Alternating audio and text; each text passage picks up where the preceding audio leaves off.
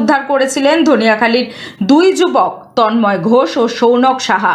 কাঞ্চনজঙ্ঘা দুর্ঘটনার আতঙ্ক কাটিয়ে বাড়ি ফিরলেন ধনিয়াখালীর দুই যুবক তন্ময় ও সৌনক।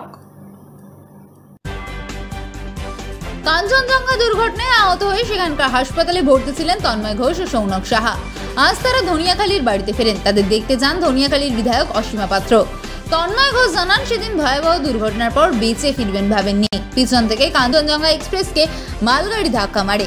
লাগেজ কামড়ার পর তৃতীয় নম্বর জেনারেল কামরায় তারা ছিলেন। হঠাৎই জোরে একটা ঝাঁকুনি দেয়। তারপর ট্রেনটি লাইন থেকে নেমে যায়। তারপর আর কিছু বুঝতে পারেননি বলে জানান তন্ময় ঘোষ। সেই অবস্থায় 5 জনকে ওই কামরা থেকে উদ্ধার করেন। তার সঙ্গে ছিল তার বন্ধু সৌনক সাহা। তাকে উদ্ধার করে মাটিতে রাখেন। এমন সময় রাঙাপানি এলাকার স্থানীয় মানুষরা খবর পেয়ে ছুটে এসে উদ্ধার কার্যে হাত লাগায়। তন্ময় ঘোষ ও সৌনক সাহাকে উদ্ধার করে নিয়ে যাওয়া হয় হাসপাতালে। সেই অভিজ্ঞতা কখনোই ভোলার নয়।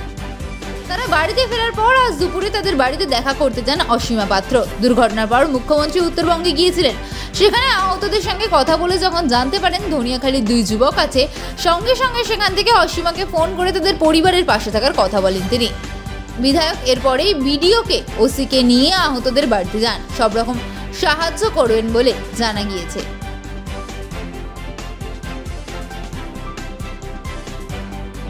যে ট্রেন দুর্ঘটনা কেমন হয়েছে, কি উপলব্ধি করেছেন সেদিন? কি হলো প্রথম মানে আমার এক বন্ধু ছিল আমার সাথে, তন্ময় ঘোষ বলে। সে বুঝতে পারে প্রথম যে ট্রেনটা কোনো কিছু ক্ষতি দিকে যাচ্ছে। সে তখন বলে যে ভাই, ট্রেনটায় কোনো দুর্ঘটনা ঘটতে পারে। দিয়ে আমাকে তখন সে সচেতন করে দেয়। দিয়ে তারপরে একটা আওয়াজ হয়, মানে ট্রেনটা একটা ঝাঁকুনি দিয়ে ওঠে। দিয়ে আমরা মনে করি যে ট্রেনটা চালু হয়ে গেছে আবার, তাহলে কোনো অসুবিধা নেই। দিয়ে কিছুটা যাওয়ার পর আবার ট্রেনটা দেখা যায় ট্র্যাক থেকে নেমে যাওয়ার পর আর একটা ধাক্কায় দিয়ে আমাদের মানে যে বগিটা ছিল সেইটায় আঘাত হয়। সেটার ফলে আমাদের ক্ষতিটা বেশি। যখন ঘটনাটা ঘটে তখন আপনি বুঝতে পেরেছেন যে অ্যাক্সিডেন্ট হলো? তখন একটুখানি বুঝতে পেরেছি বলতে, আমরা যে বুঝতে পারলাম যে ধাক্কাটা হয়েছে আমাদের, তো আমাদের গায়ে যে প্রেশারটা পড়েছে তখন আমাদের চোখ মুখ মানে আমরা সব বন্ধ করে নিই। মনে করেছি আমরা মানে বাঁচবো না, এরকম একটা আমরা ধারণা করে নিই। কিন্তু তারপরে যখন চোখ তুলি দেখি ট্রেনটা যে বগিটা সেটা ভেঙে গেছে। ভেঙে যাওয়ার কারণে আমরা বেরিয়েছি সেখান থেকে। এই যে দুর্ঘটনা, এই দুর্ঘটনা কি এখনও কি ভয় তো আছে, ভয় অবশ্যই আছে। আর এই যে ট্রেন দুর্ঘটনা হচ্ছে, আপনারা ভাবতে পেরেছেন যে বেঁচে ফিরবেন কি না? তো ভাবতে তো পারিনি। যখন মানে দেখি যে হ্যাঁ আমরা সবাই ঠিক আছে, আমরা যে দুজন ছিল আমাদের বন্ধুদের মধ্যে, সেরা দুজন ঠিক আছে। তারপরেও যে আমার যে বন্ধু তার পায়ে হালকা ক্ষতিগ্রস্ত হয়, তারপরেও সে যে মানুষের উপকার করেছে সেইটা দেখে আমি খুব খুশি হই। যে আমি এই অবস্থাতে আমার তো এই হাতটা ভেঙে যায় সঙ্গে সঙ্গে, সেই হাতটা ভেঙে যাওয়ার কারণেই আমি এক সাইডে এসে বসে পড়ি। তো তারপরে একটা গাড়ি আছে পিছন দিক থেকে, তখন একটা চেঁচামেচি হয়। তারপরে আমি যখন মানে নিচে আসতে যাই তখন আবার আমার ডান পায়ে চোট লাগে, যে কারণে আমি আর চলতে পারি না। এক সাইডে গিয়ে বসে পড়ি। ওটা হয়েছিল ঘটনা তো বলে যে অ্যাক্সিডেন্টটা হয়েছিল, সেই অ্যাক্সিডেন্টে ফিরে আসবো বলে তো ভেবে পাইনি। যাই হোক, ঠাকুরের আশীর্বাদে ফিরে এসেছি। তবে এখনও পর্যন্ত আতঙ্কটা এখনও মনের মধ্যে রয়ে গেছে। আতঙ্কটা আর কি বলবো। যখন হয়েছে তখন কি কি মনে হলো? মানে কি জোর ধাক্কা একটা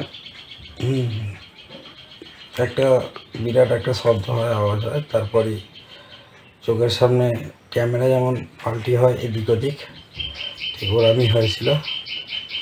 তারপর থেকে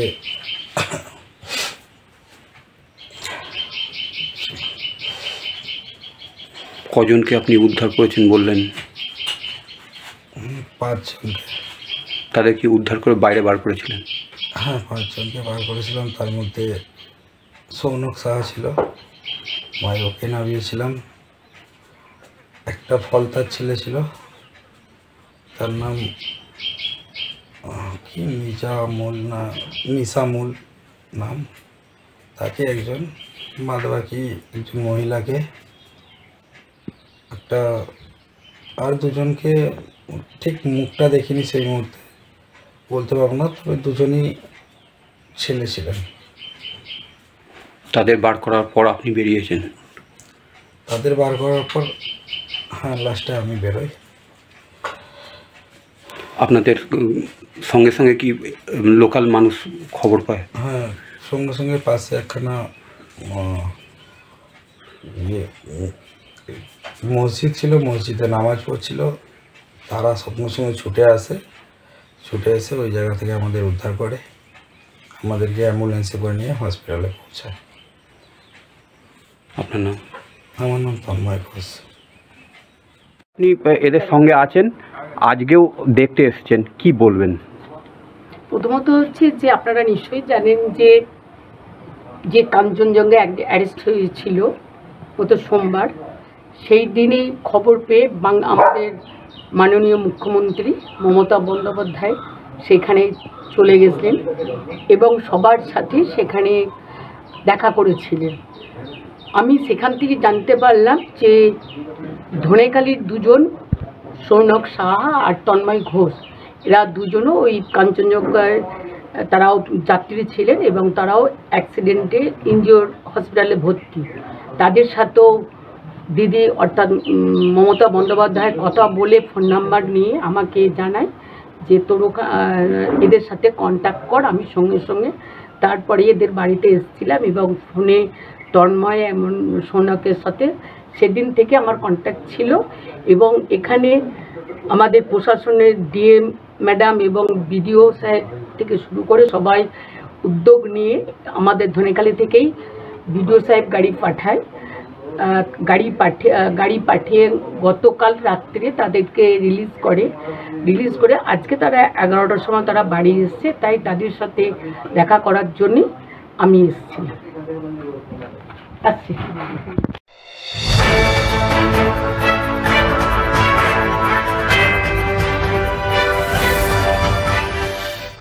বাচ্চাকে সঠিকভাবে বড় করতে, যদি বাচ্চাকে ভালো করে বুঝতে পারি